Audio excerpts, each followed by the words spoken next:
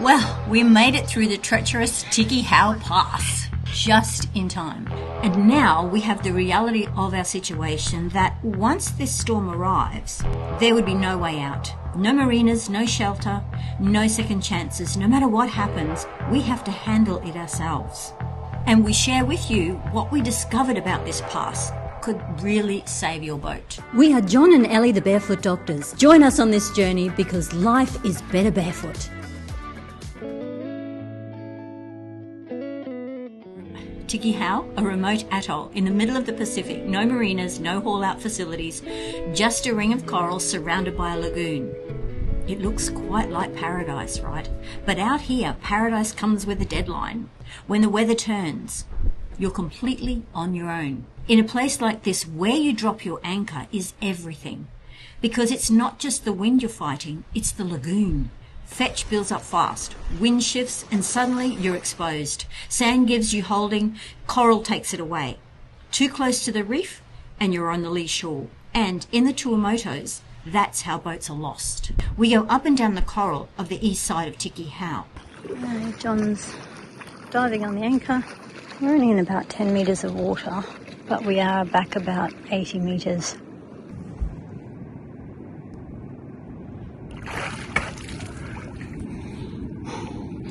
Murky.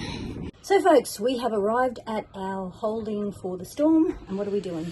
Well, the storm's coming through tonight or this afternoon, about 4 or 5 o'clock in the afternoon, so we do have all day and it's going to be pleasant weather, but we are checking out where the bommies are and seeing if we can get our anchor closer to the beach so that we're in more shelter from the palm trees and the forest. And the closer you are, the more protection you have. The further back you go, you get the full brunt of the wind. So The problem is we have all these bommies scattered around and we have to make sure that we can actually swing freely over the top of the bommies if we take the anchor further forward. So we've done a drone. I've flown the drone over the top to see where these bommies are. We're going to now go in the dinghy, see where the bommies are, see how deep they are, make sure the keel will pass over the top if we are floating over them. Because the wind does change direction through the couple of days of the storm. It does, but have a look at this place. But have a look where it is. How beautiful is this place? So we're trying to get some shelter from this little outcrop here. But there are boats lined up all the way down here. So this is obviously the spot. There's a couple of monohulls lined up here. Whether they'll stay there for the blow or not remains to be seen. But everyone's just trying to sort of get themselves organised for the storm, make sure they're in the best spot possible for their boat, and secure lines and sails and all that sort of stuff. Okay, so we've got everything tied down, the sail bag, the dinghy secured. John's tied it all up nicely secure, as much as we can anyway. At the moment, what is the wind doing? Well, it's coming from the wrong direction again. What a surprise! It's coming from the southwest, should be coming from the southeast. So we're hanging at 90 degrees from the way we were expecting to hang, which obviously isn't so good because there's a bit of swell now developing because this isn't protected from the southwest. And we're not the only ones that have got it wrong. Well, we haven't got it wrong. It's just the big storm will come through from the other direction, but this is kind of the nuisance wind before the real storm. We're unable to get any closer to the beach than this, but we're happy with here because this is an area where there's thick bush and lots of palm trees to give us some sort of wind protection. We're anchoring just behind the coral heads with miles of clear water for us to drag if it occurs. Of course, the other big question is, do we need 2 anchors? One anchor is usually enough until it isn't. So I put the second anchor together just in case we need to use it. This isn't about more weight, it's about more control with the extra holding power if the wind gets really strong. And this really becomes an issue over 14 knots. So when everything starts moving, you don't. So here you see me trying to work out how to put this anchor together. It is actually very easy and very fast. The clips that hold the blades on need to be detached completely. Slide the pole through the back of the leg and attach the flukes with the clips separately. Once all the bolts are tightened up, it is ready to go. And of course the benefit with this is that you can take it all apart and store it very easily flat packed. And there you have it, a fortress anchor put together from scratch. You did it! Well done! We have had fortress anchors as secondary anchors on all our previous boats because they are aluminium and they're very light. Easy to carry, easy to launch off the dinghy, either as a second bow anchor or as a stern anchor to stop the boat from swinging. I reckon we can start off with just one anchor, and as long as the wind doesn't get above 40 knots, we'll use 80 meters of chain because that gives you so much more holding strength to prevent dragging. The second anchor can then be used through the storm if necessary because we can launch it from the dinghy. And we would certainly consider that if the wind strength got up above 40 knots and stayed there fairly persistently. It's been a really crazy ride up to date, but we really enjoy making these videos for you. So if you find them informative and you like them, they've been entertaining or amusing, please hit the like button and the subscribe, most importantly, if you haven't done already. But honey, there's one thing I just want to let everyone know. Anyone that supports the Tough Minds through us. It's been a particularly busy week this week. We've been doing a lot of counselling, and there's a lot of people out there, particularly this week, that your support has helped change their lives and save their lives in some instances. Yes, the Tough Minds app is being used continuously around the world, both pulling people out of deep holes and preventing suicide. So we have been requested by one of these people to specifically promote the Tough Minds app more on this channel. And really say thank you to all those of you out there, you know who you are, that support the Tough Minds process. So thanks from the bottom of our heart and the bottom of theirs. But once you're set, there's nothing left to do but wait. While it's horrible outside, especially when raining, we stay inside and keep ourselves entertained with cards. Windy out there. We read books, we check the anchor, we clean the boat, we edit videos, and we make lovely treats. I've just served up a little treat for my husband. What you got here, honey? What have I got here? Oh, we've got damper, homemade. We've got hummus, homemade. We've got garlic yogurt, homemade. We made the yogurt. Lettuce we grew. The only thing on this plate that we didn't create is the cheese. How clever are we? Bon appetit. Thanks, honey. You watch, you check, you wait. Storm life is equal parts tension and boredom.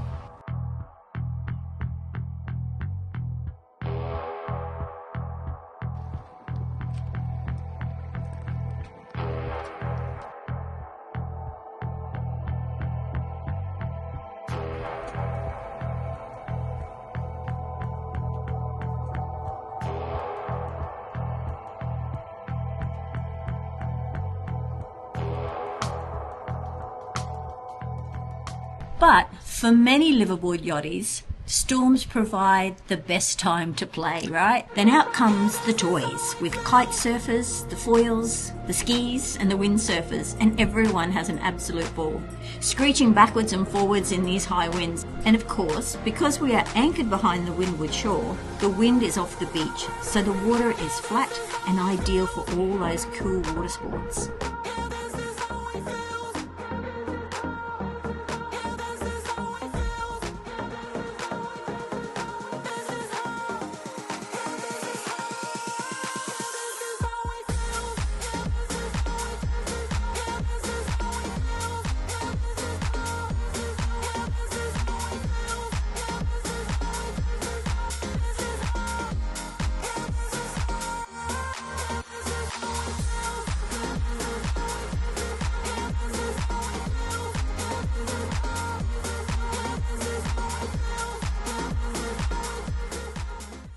We also use the time to find coconuts for both drinking and eating the flesh. Observe now one of nature's oldest rituals. At first light, the male sailor prepares for the hunt. Notice the careful sharpening of the machete, a ceremonial act partly for efficiency and partly because it looks impressive. Soon Paul from sailing vessel Oops arrives to collect John, and together they venture into the wild in search of one of the Pacific's greatest treasures, the humble coconut. Why such dedication? Well, hidden beneath its rugged shell lies soft coconut flesh, rich in medium-chain triglycerides. remarkable fats that provide the rapid source of energy for the brain and help support the healthy heart and fuel hard-working muscles. Success, however, is never guaranteed. The coconut is well defended, often suspended high above the forest floor, potentially waiting for gravity to make its first move. And so our brave hunter-gatherers disappear into the jungle. Will they return triumphant with nature's perfect superfood, or will they simply come back, sunburnt, scratched by palm fronds, proudly carrying one coconut between them while insisting, "We could have got more, but we didn't want to be greedy"? Took the top off. Yeah. I've seen the locals do it and they seem to go in from the bottom. So that's what I do, just keep going around. Nice blade. See there, I think I actually chopped into the nut. So this one I can't keep the nut, I'm going to have to just drain it in the bottle. But I like the ones that I get out whole because then they just go in the fridge and we have rum. For later. You see there, I've just got a hole there, so once I've gone through the shell, then I can just cut that out. Potentially going to fill it 2 nuts, and I've got my oops container full. You almost got slow and gentle. Here, see, it's going to be enough. Oh, Look at it. Yeah, the drinking ones have got a really thin nut. So this is one of the ones that very thin. Potentially don't taste as nice. We can try this one as well and we'll see if you like the flavour of this, because this one is a bit more less effervescent. Look at that, it's almost a litre of soda. Right, it's not quite as effervescent, but it still tastes good. It's still got good electrical lights on it. Electrolytes!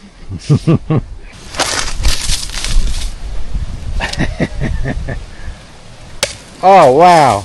Yeah. I've got a bit of dirt on that one, so I just go wash it in the ocean, and then you can. I use my small knife, and this thing just comes out so easily. You just carve around there. And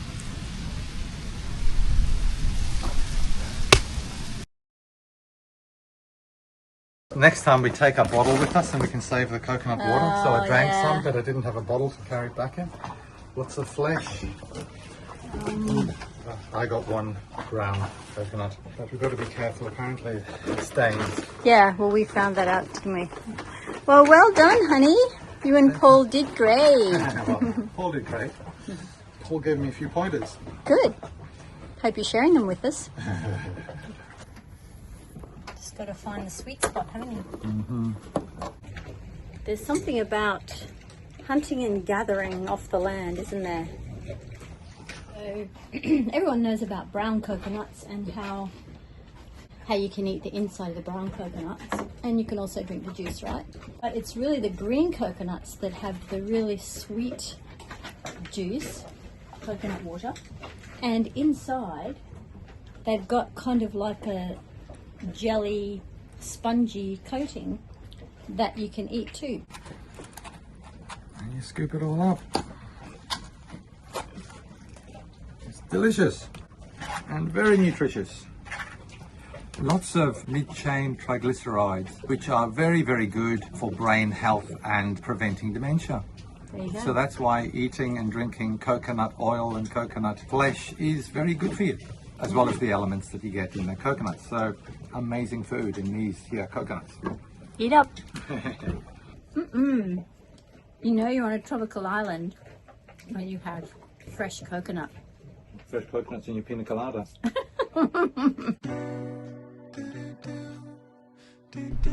Okay guys, so you might have seen us go through the pass last week, so let's talk about that treacherous pass and why it was so treacherous at that time. So this was really interesting because after we came through, I was completely confused as to why this had happened. We were there at the right time, I double checked that, but it was just chaos. I was discussing this with our friends Paul and Kelly from SV UPS, and we also got really good information from the viewers about why this may have occurred. All of you. Amazing what information you guys know.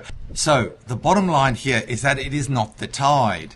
What's happening here is that the swell from an incoming storm, and of course we had one coming the very next day, the swell arrives 2 or 3 days before the storm. It pushes water into the lagoon, both by flowing over the top of the reef and also being pushed through the coral under the water, so the lagoon level rises. So this means that the lagoon becomes very full, like an overflowing bucket, right? And when it's higher than the level of the tides, the water flows according to the level of the water in the lagoon and is nothing to do with the tides at all.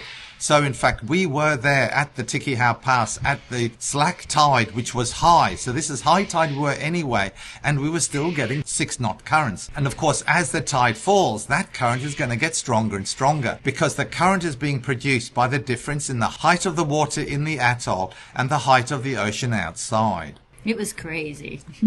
It was. I'm relying on him and he's relying on me. And I'm going, we're all good. I have confidence in him. And he thinks, we're all good. I have confidence in her. But it was, I mean, at the time I was thinking this is ridiculous. What's going on here? Because it shouldn't be like that. But we had to make the call. We made the call. We got through fine. But gee, it was wild. So the best time to go into the atolls when this situation is occurring is at the high water mark, because that's when the current is going to be at its lowest. As the tide falls, it's going to get worse and worse. And the problem we all have is that you won't know that this is happening until you actually get there. But fortunately, sailors are a completely different species altogether. And we're used to thinking on our feet. We're used to being flexible and changing our plan. And okay, we've got to go this way now. Or this has happened. And also you can get information from people that have gone through the pass before you by checking out people on No Foreign Land and contacting them through the app. It's an amazing app that allows you to communicate with people you've never known before, but you see them at a particular anchorage or going through a pass, and you can ask them what the conditions are like. And no, we're not sponsored by No Foreign Lands. We just think it's a great app. So out here, there is no help coming. There is no safety nets, there's no marinas, just knowledge, preparation, and the decision you make before the storm actually arrives. Because guys, once you are stormbound, you're committed. And it's up to you to handle whatever happens all by yourself. So stick with us and tune in next week because we get to explore this amazing atoll, which is really very intriguing, with an organic farm that's virtually springs out of nothing at all and some really cool marine life, with an octopus that's trying to be friends with fellow sailors. Very cool. It is absolutely amazing. See you next week. And as always, a big thanks to our Patreons who support the Tough Minds program, which is continuing to make a big difference and save lives around the world every single day. So, we'll see you in next week's video. Bye from us.